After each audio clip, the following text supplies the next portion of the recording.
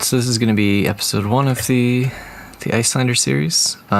We couldn't find someone else to record, and then I recorded and screwed up recording Sam's audio. So it was just me talking to myself for the entire time. So I'm going to go back and, I guess, do commentary, because we haven't had much time to record, and I have a lot of videos I want to do, so I don't really want to have to re-record this. So yeah, let's jump into it. There we go. Some sideboard stuff I did was, I think I took out Channel the Bleak Expanse, as fun as they can be. Yeah, it's just, it doesn't hit enough. One thing I took out and changed my mind on afterwards is the Insidious Chill. I think they still need to be in there, just as a way to, like, you kind of bank that tempo gain for when they go for like a Channel Mount Heroic turn. It also makes sure that you can confirm damage when you're trying to push forward at the end when you get down to the bottom. Because in this game I do get kind of low on cards, but I win the die roll. Obviously I'm choosing to go first in a really strong opening hand. So we're just going to play out the Hypothermia and Amulet of Ice, and there's a discussion that I could have cycled with the Winter's Bite, but I really don't want to. I'd rather have that in Arsenal as disruption. Actually, maybe it was correct to just cycle with it, swing the Waning Moon, but I didn't want to let him cycle his hand. Yeah, I think that was the main one, is I didn't want him to cycle his hand. But yeah, so he's under Hypothermia. He's going to have to be careful. I've got that Winter's Bite's going to tax 2. Under the assumption that it's like an all-red hand, this prevents him from getting an Arsenal if he wants to still attack. Right, so if it's like a Ravenous Rabble and Snatch or something, yeah. See, when it wasn't an all-red hand, he loses his entire hand, so now I can just block out the Snatch and move on with my day. I've also played a non-attack, which means I can fit in the Moon here, so this should just be a 3-block with an Ice Bolt and Oasis Respite. Probably pitching the blue Ice Bolt, if I remember correctly. So you get to cleanly block the 7, gain the health, and shoot him for 3, go to 37-37, and still get an Arsenal.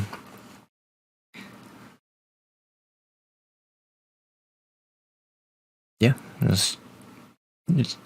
honestly, it's just like about as good as it can start for me. Obviously getting off to a really good start. Yeah, we just Tunic Arsenal pass.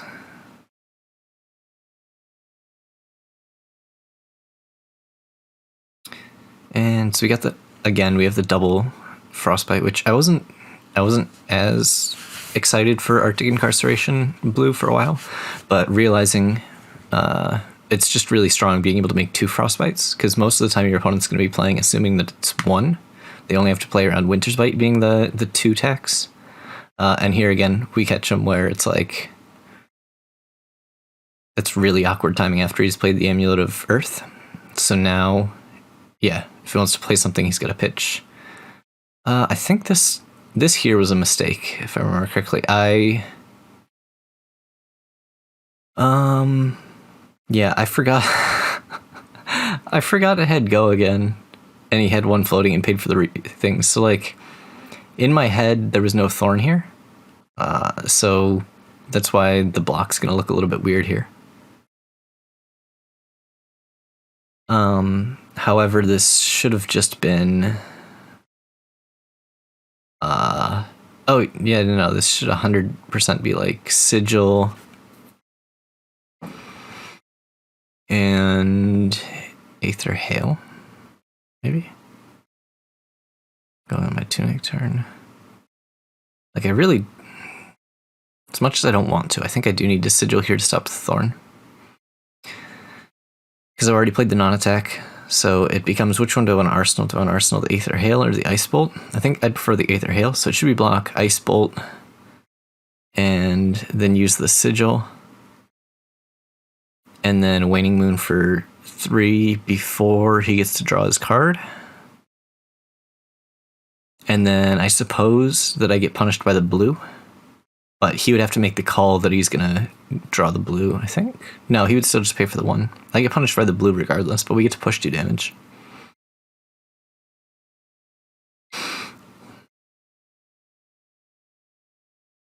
Yeah, we guarantee get at least 2 damage there. But I end up...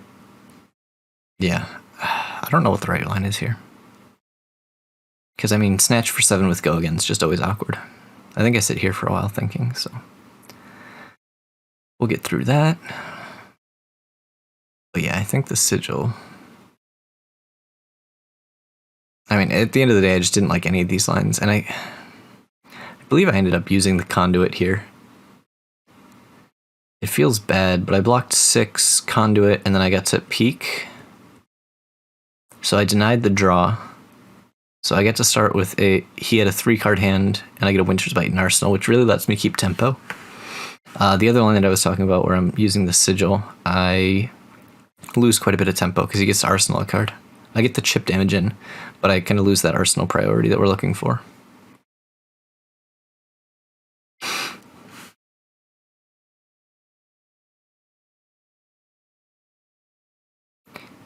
Yeah, but that whole time I was not thinking about the Thorn coming down. So, honestly, this game was kind of sloppy for me. I felt like I made a lot of mistakes, stuff like that, where I just overlooked stuff. I don't know if that was nerves from recording or what, but it is what it is. But yeah, I think that was the first notable, like, error where I just went like, what was I thinking? That was bad. So we get the Sonata here. He still has his Tunic available. Another really spicy thing you can do. I don't think it ended up working out this turn, but if you have a Winter's Bite, you can hold it until they try and Tunic. Because if they go for a Tunic, then it's like you get to tax that resource. Obviously, you have to make sure they don't throw their entire hand first, but you get to tax the resource that they were depending on. But yeah, he whiffs the Sonata. He made some comment there like, yay, I'm glad this is recorded. Finally, the people or the world will get to see my luck, because he misses a lot of Sonatas. Let's go with that. And Rabbles for 2.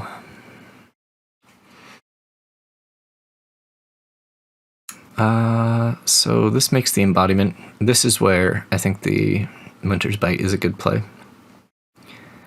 Just because we're going to at least make the Frostbite. At the very least, this Winter's Bite's making sure he doesn't get an Arsenal. But if it's anything like... Oh, actually... Oh, no. Never mind, he had the Tunic, so that's why I didn't do it there. Yeah, no, that wouldn't have been a good time to use it. Gloomveil for 4. Because he didn't fuse. It's just 4... and 1, or no, it's 3 and 1 if I let the Arcane hit. The thing is, I'm not running AB1 here, so I could have paid 2 to stop that, but it feels awkward when I've got the Fate Foreseen to cover it. So yeah, we go ahead and use the Fate Foreseen. And I think it's right here that I want to Winter's Bite. Actually, yeah, no, I actually choose not to Winter's Bite, and he says he's going to move to Arsenal because he wants to set up the 5-card hand. Yeah, because had he... Actually, yeah, there was no reason to Winter's Bite there, because a common line for him, or for a Runeblade player there, would be to Tunic into Thorn, and if he Tunics, I get to respond with the Winter's Bite, and he loses his Arsenal, or his card in hand. So he never gets an Arsenal, and also wouldn't get... If it's a red, he also wouldn't get to Thorn if he Tunicked there. So a very disciplined play from him to not burn his Tunic there. So here, I'm assuming that his hand is underwhelming, because if I remember correctly, he pitches. Having that Tunic available really disrupts the Iyslander, because it's really good against things like this. So he made the call that I want to have this available for a Coronet's Peak when I have a good hand, as opposed to using it now and letting it tick back up, but maybe in the next 2 turns I draw a good hand and it gets disrupted. So I think that was the thought process there. Waning Moon would not be correct there, I don't think. I made the determination here that... Let me actually pause that there. So I could have Waning Moon for 2, thrown the Tunic, and then... Actually, maybe it was correct to do it that way. We throw the Tunic and the Waning Moon... Obviously, Waning Moon first, right? Sorry, my nose is itching. We throw the played the Winter's Bite, Waning Moon for 2, and then I assume he probably doesn't pay.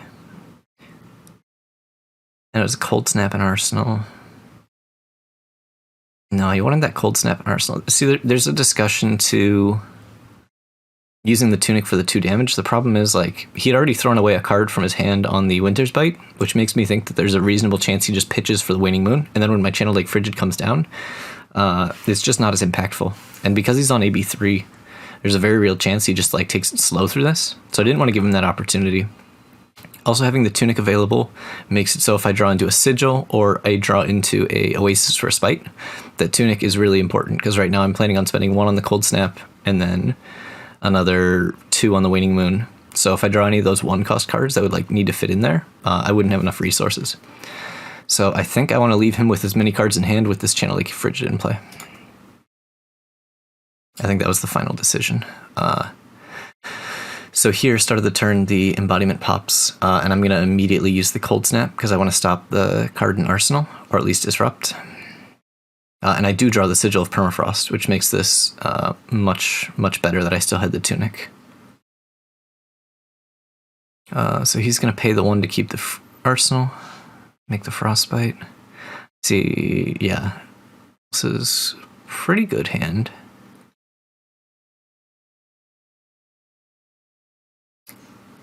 Yeah, yeah, because I draw the Sink, I end up wasting the Tunic resource, because... No, I think it was fine just to see the card. Like, yeah, it's just fine. Yeah, and he had an all-red hand, so he's just pitching 2 cards to Lightning Surge. He tried to pitch 1, and we reminded him that he had a Frostbite as well as Channel Lake Frigid. Yeah, the nice thing about this Channel Lake Frigid is it's really powerful when they have a Tunic available, because a lot of times they're holding onto that Tunic to be able to deal with your tax effects, and they can't use the Tunic. They can't use the Tunic under Channel Lake Frigid. I mean, technically they can, but you get the point. It doesn't do anything. It's a net 0 resource. So he comes in for 4. I get to sink away this Sigil, because the Sigil was looking really awkward in my hand, and making Frostbites wasn't going to do much, because he didn't end up doing anything on his turn. Or nothing really, so we get to draw back up. Blue ice card was ideal there.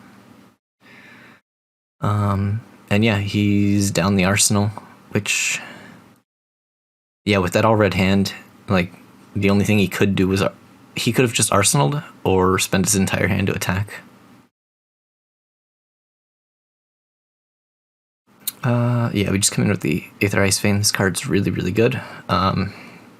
And depending on what he does here, we could pop the Amulet, but I don't think there's a need to, because I'm gonna be able to keep the Channel Lake Frigid. Yeah, because he paid 3 and then discarded. We Waning Moon for 2 more, and he knows I've got 2 ice in the pitch. He's just gonna take an off turn, and that's fine. I get to set up the Cold Snap again, and I think I'm okay with this.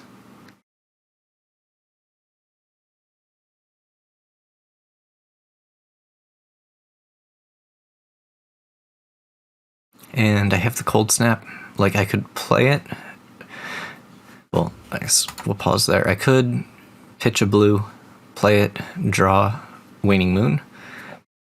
But with the Freezing Point, which I think I only have 1 of these in just as a little bit extra damage, but it's just not great in this matchup most of the time. I wanted to have the opportunity to freeze the Arsenal here, and then Freezing Point for 6, which surprisingly worked out pretty well here.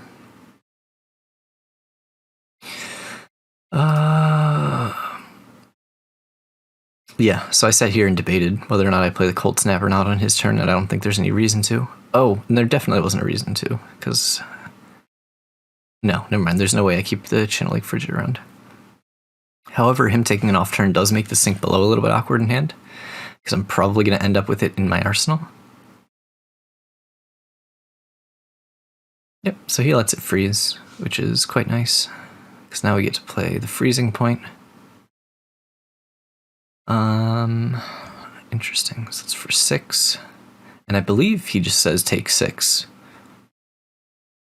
Sorry, yeah. I realized that after that I hadn't pitched. So we corrected that, pitched the Ice Bolt, and revealed the Cold Snap. Then Waning Moon for 2. Yeah, he's just taking this, which makes me glad that I didn't overpitch the Sink Below. Because had I overpitched the Sink Below, I would have been a little disappointed. And sadly, outside of popping Stormstriders, which would be really stupid, there would be no way for me to get a third ice in the thing. But I've seen he just took 8 damage and didn't want to pay anything. So I'm going to go ahead and pop the Amulet of Ice here. Because it says to me that he wants to keep a 5-card hand, but he's already lost his arsenal for this, and he loses the card out of hand, so he's in a rough spot. Here there was a little bit of a miscommunication, which was a little bit disappointing for me, because this should be on declaration. I played the Cold Snap to make a Frostbite. And he responds with Lightning Press. I didn't clarify that I was doing it on, or before it became attacking. And I'm pretty sure he can't, he shouldn't be able to, it should be before it was attacking. But he'd already shown me the card, and I said, that's fine. I'll just get in the habit of clarifying that this needs to be, before it becomes an attacking layer, so he can't respond with a Lightning Press. So now I'm in a rough position because it's going up to 9. My Frostbite isn't doing anything here. And he got to hold his Tunic counter. So I think we end up taking 1 here. Oh, yeah, this was the discussion. So he's got nothing in hand, and I know I can Waning Moon for some chip damage. However, this Oasis Respite is a little bit too expensive. So it becomes a little bit awkward. So I think maybe I block 7 and sink the Oasis.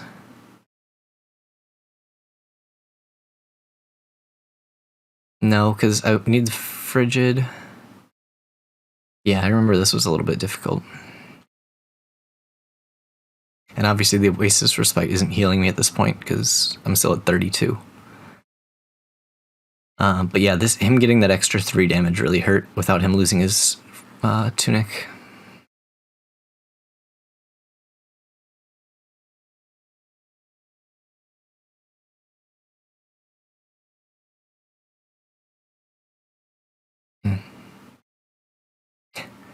I just glanced over it. So this obviously is the live recording over here.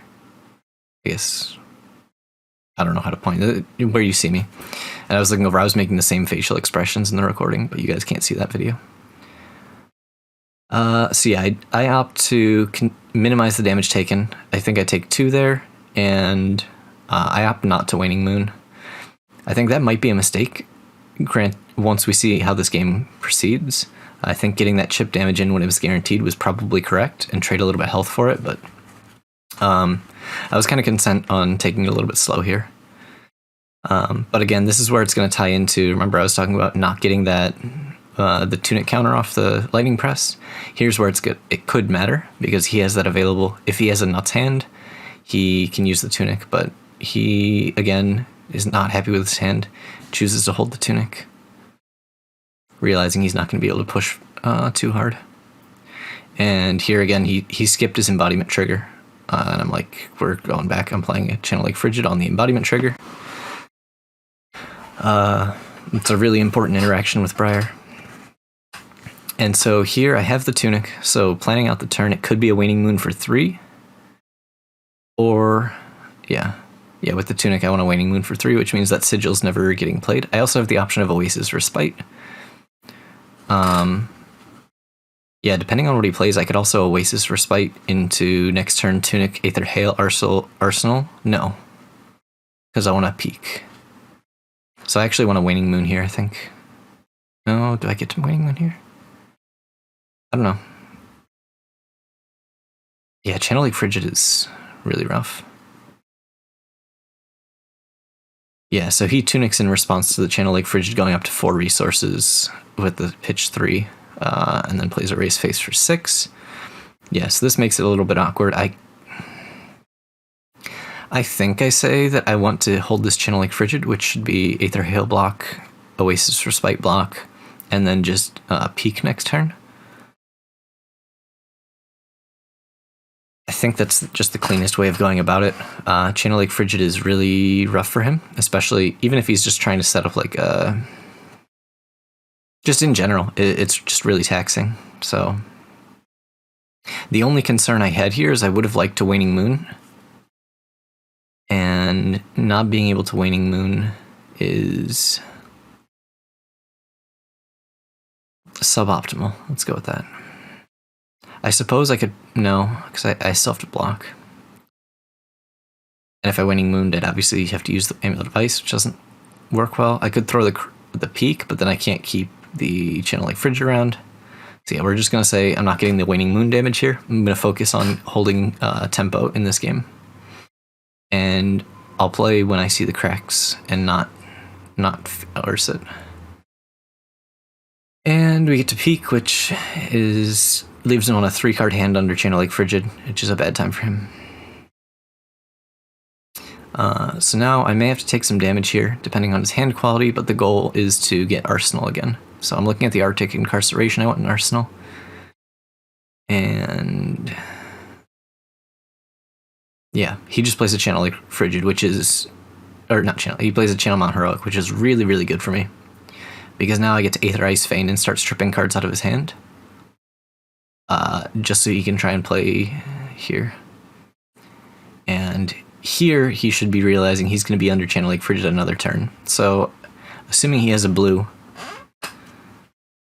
I don't know, like he could discard and then pay a blue to play his turn, but then he gets a 2-card hand for Channel Lake Frigid. And then he risks getting disrupted by anything in my hand. Like, this is just a really bad position for him. But he's going to go ahead and pay and block the 1 Arcane. Yeah, so he's taking a lot of the Arcane. He's only giving up 1 blue. And going to be in a bad spot. Yep. Plays the Force of Nature, which this Arctic Incarceration is really going to make him have a bad time. Because that'll make his next thing cost an additional 3. He's got 2 floating here. Which means he could only play something out of Arsenal if I respond with the Arctic Incarceration. I'm curious if that Force of Nature was a little bit greedy. He may have wanted to... I don't remember what it ends up being. I think it actually ends up being like a Runic Reclamation in Arsenal. But yeah, that Incarceration ends his turn. So that was just kind of a blowout there. However, I get stuck in a weird spot where, like, I could have Waning Mooned, but he had 2 floating, so it was dealing 1 damage at best. Or he probably just cycles the card in hand and it does nothing. So, like, yeah, I don't know. It was a weird one.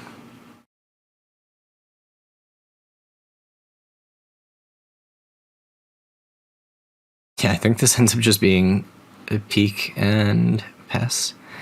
And because I'm not taxing, like, I kind of whiff on this because I know I'm not taxing him. I think I want to get the Peak going here, and I want to hold this Sink Below. There's a discussion to pitch like a Sigil or a Sink Below, just to make sure that, or with the other card for the Peak. But here it's actually pretty important because I want the Sink Below for defensive stuff, and then I need the Sigil.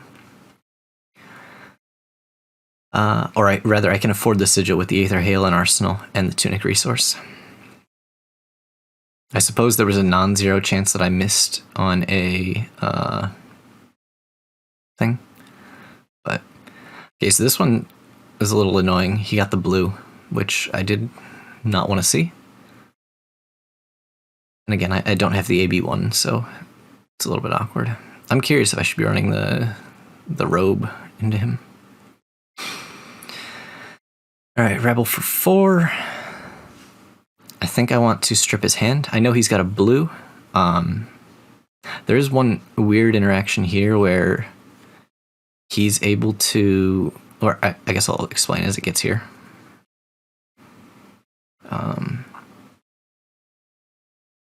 It's kind of a weird situation where I'm able to stack 2 different sources of Arcane, trying to proc the Sigil, where he can strategically make sure he takes 1, even if he can afford to pay for all of it on one of it. I guess I'll dig into that in a second. So we pitch, reveal Sigil. Let the Sigil resolve. Then it's going to be Aether Hail from Arsenal, attempting to make a Frostbite. However, the important thing here is because now I've played Aether Hail, I'm going to use my Tunic to go to 2 resources, spend it, and Waning Moon for 3. So Aether Hail is not resolved, so if Waning Moon deals any Arcane, then it's going to make the Frostbites based on the Waning Moon. And since it's obviously more damage than the Aether Hail, this is the better way to do it. So you just make sure that you stack them in that order in order to tax him the hardest. So he sees here he's going to need... yeah, this one was annoying, the Lightning Press. Because that goes on the stack before I can really do anything about it. And again, we're in reaction, so I didn't have any way to really play around that. I technically could have Aether Hailed at the start, however, that would have made this less threatening, because he could have just paid the blue on the Waning Moon. Yeah, he could have paid the Waning Moon on the blue, and then he wouldn't have to pay for any of the Aether Hail, and he could have spent the rest of the resources on his turn. And the goal here is to stop the Thorn. So he pays 3 and then gets 2 more Frostbites there. And then I just choose to sink, and keeping a Hypothermia is fine. So he could have... I don't remember what that other card is in hand. But I think there was a way he gets less Frostbites, but I don't think he ever is able to play through the Frostbites unless that's a blue. And actually, he could have thorned through those Frostbites even if it was a blue. But yeah, we're just gonna Hypothermia pass. I'm getting a lot of chip damage in, and he's only dealt 7. I felt kind of bad. He didn't get to play this game because my disruption just lined up really well. Lightning Surge, conditional go again. Don't mind if I do.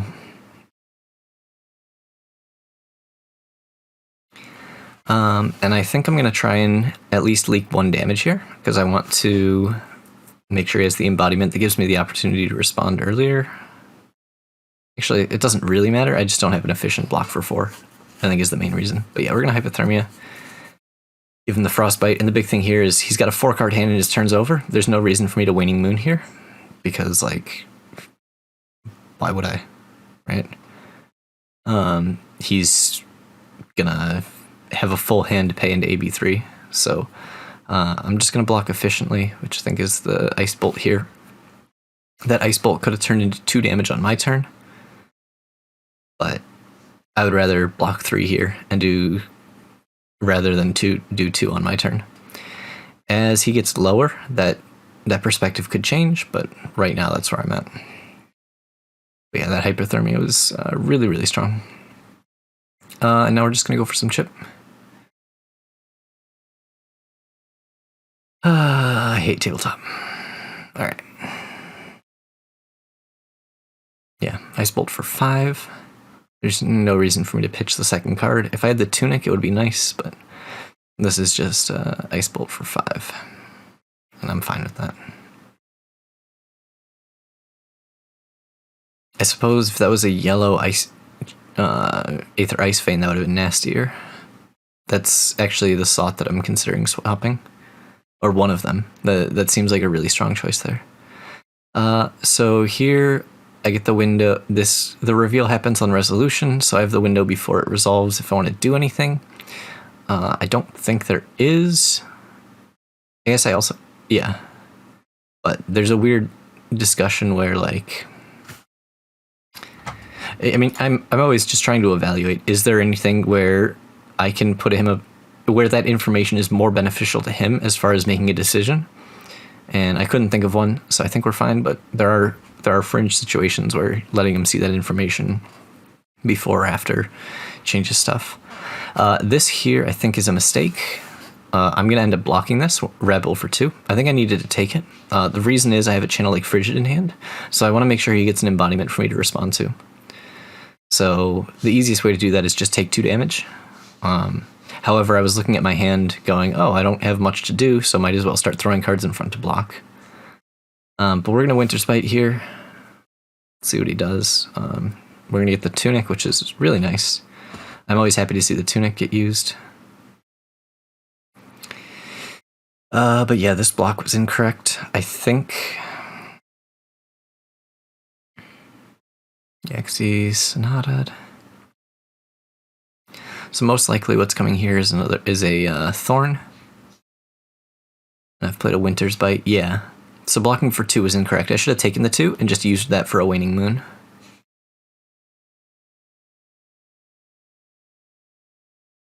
Oh, never mind, he had the blue to pitch, which is interesting. So he's got one float, one in hand. And I'm looking at this hand going, I can't do anything with this Fate Foreseen. So I end up throwing the Fate Foreseen, and I believe I'm just gonna peek. Yeah, so the correct thing there to do is not block with the Frosting, and go for the Waning Moon for 3. That would have been significantly better. Because then he would have gotten the thing, and I get to tax an additional resource on that Channel Lake Frigid. And potentially poke. I mean, realistically, he had the blue, so it would only do 1 damage at best case scenario. But I think getting the extra resource tax makes it worth. This is just going to be another peak turn. Just don't let him have a big hand. And he has no Tunic. But yeah, not letting him get that embodiment is a pretty notable mistake.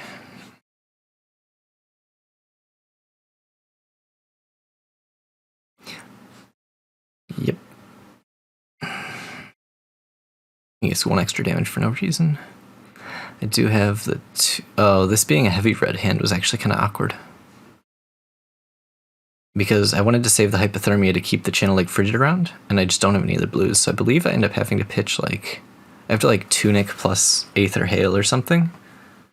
Or maybe it's Sigil. No, I think it ends up being pitch Sigil and Tunic. To play Channel Lake Frigid, block with Fate Foreseen or something.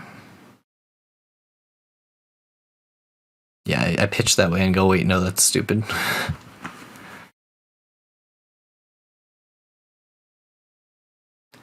Yeah, it's Tunic and Sigil, I think.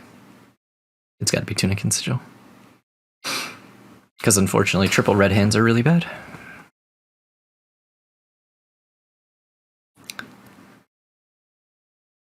And then we'll Fate. And hope that he's low on resources, but even if he's not, there's no way he can really Thorn unless he's got something in Arsenal. Or rather, Thorn for 2 and 2 wasn't an option unless he had something in Arsenal. So I think we just take 2 here. Yeah. I'm okay with getting this Aether Hail in Arsenal. It's not ideal, but it's still something in Arsenal. Yeah. And so we just peek.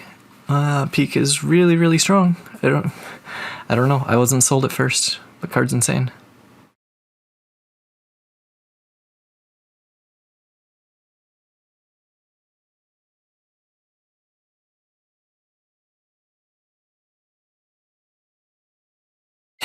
I point out that he can't even play that Runic, and he's annoyed. Because it would cost 4. Yeah, so him getting that stuck in Arsenal was really awkward for him. So here he's coming in for 7, but he's thrown all of his cards. Which puts me in a pretty good spot. It is a little bit awkward that I drew I drew an Aether Ice Vein as a high value ice card to attack with.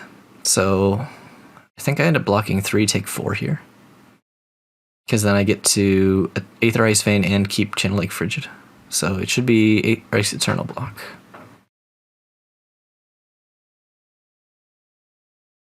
And then we just tax him really hard again.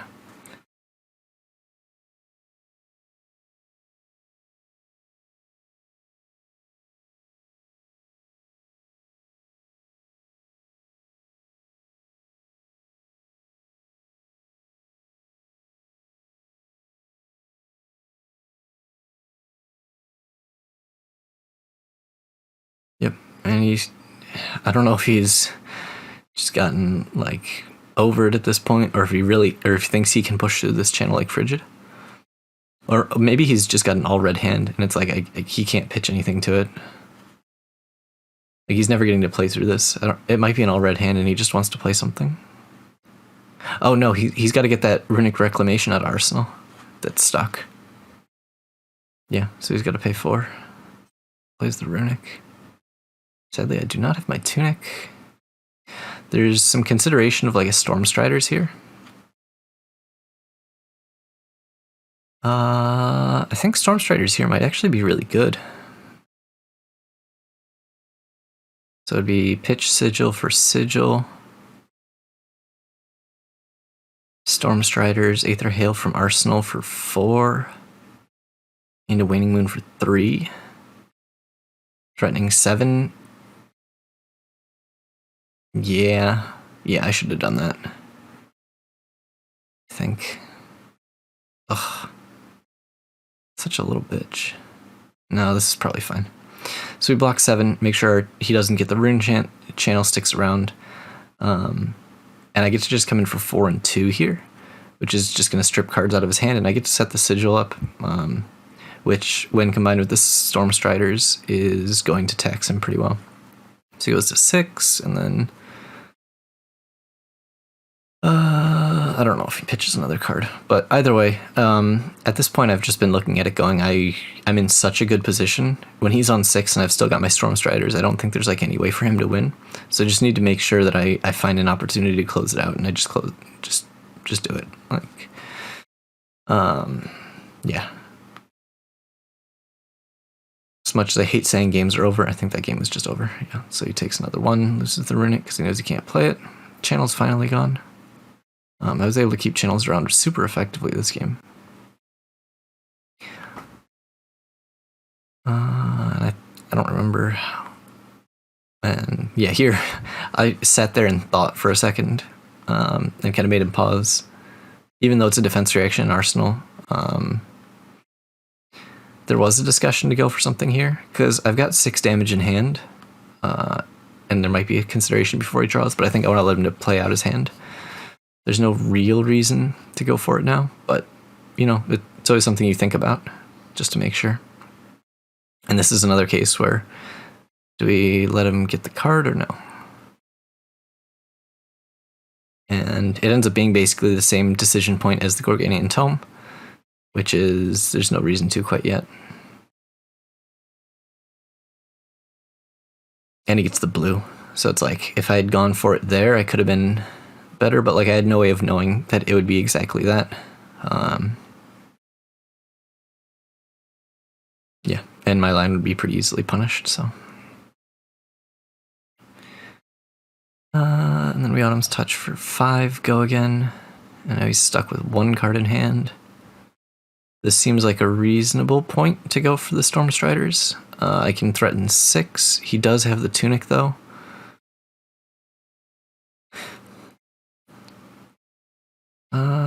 Six. Yeah, I wanted to force the 1 card in hand. And this line always makes me use a card from hand. So actually, this was interesting because I sigiled and he tried to Tunic. And I get to respond to the Tunic if I want. Yeah, I get to respond to the Tunic.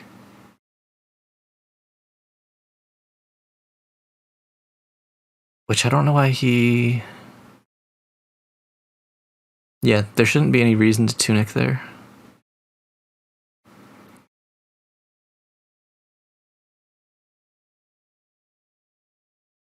Yeah. Okay, so he did have the blue. However, I had to commit to the ice bolt as the choice. But if he had a red, he goes to 1. Huh. Yeah, I think that was a mistake. I should have gone for the Aether Hail instead.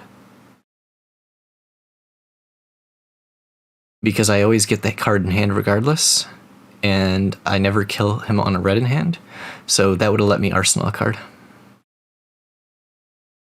Yeah, that was another... There's so many mistakes in this game.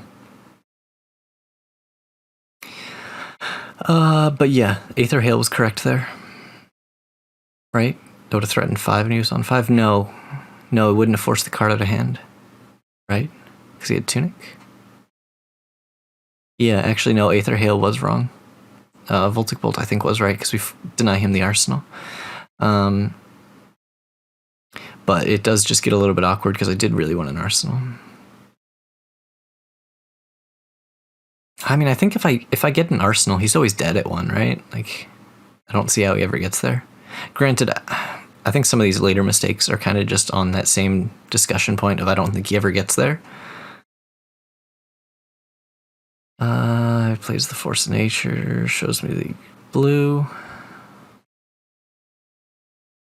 Playing for 5. This one was sloppy because I forgot he had Amulet of Earth.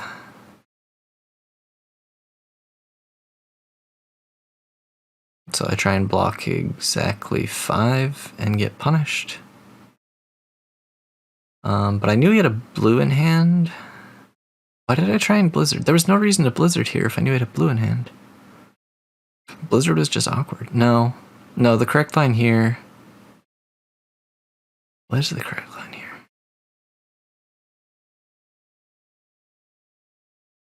Stupid sigil. Correct line here is Peak and Frost Hex. And then pitch the Blizzard for sigil when he tries to go over the top. Yeah, playing Blizzard there was wrong. I knew he had a blue in hand. But in my mind, I was telling myself Blizzard stops the... Yeah, I was in my head, Blizzard stops the Thorn, even if he pays, because he has the blue. So that Blizzard gets to stop 4 damage. But I forgot about the Amulet, which would let him get over and draw and then Thorn. So I throw the hand, which probably wasn't correct. But, like, he's on 2. I literally just need to save 1 card, and then I think I get there. Let me see if I can see what that... I didn't catch what the number of cards in deck was. 11.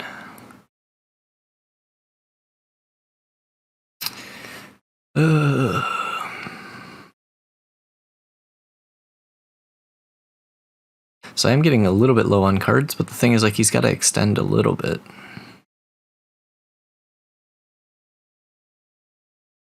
Maybe he doesn't need to extend a little bit. No, because then I just get to set up, like, the amulets. Yeah, I still don't see how I lose this, ever. I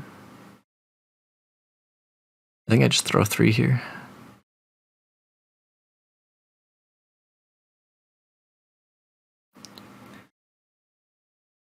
Yeah. Get a little bit desperate here, but I think it just ends up being Amulet, Arsenal, or Ice Eternal, which... I think I draw a red here, which is really unfortunate.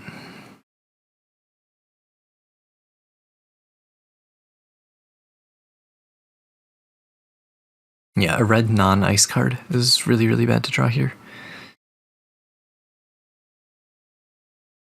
Yeah, he fuses. I don't know. It was just kind of slop here at the end. I should also have known my pitch a little bit better here at the end.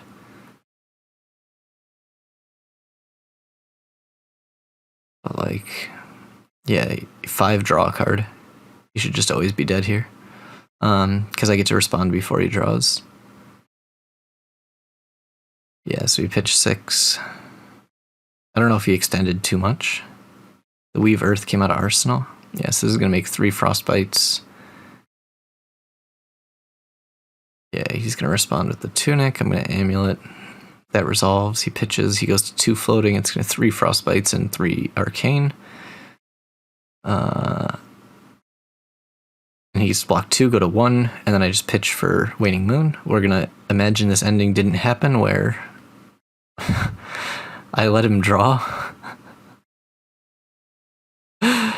I was like, oh, I didn't quite get there. But, like, in my head, for some reason, that Frost Hex wasn't in my hand when I was thinking through that, because I had fused with it. I'm like, what am I doing here? Like, I facepalm so hard in the recording here. Because that was a guaranteed kill there, but... It's fine. I end up just going for it, and he only has the red. But like, I don't know. It was just bad. I think I might have forgotten to take the arcane from the Bramble Spark. Or no, I do take it there.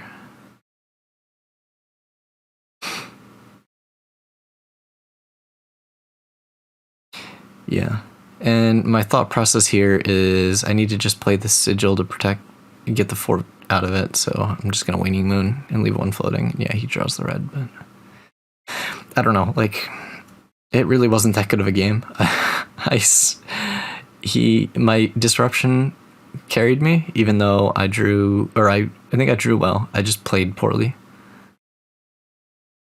But I don't know. Still got there. Disruption strong. All right, that's what I got.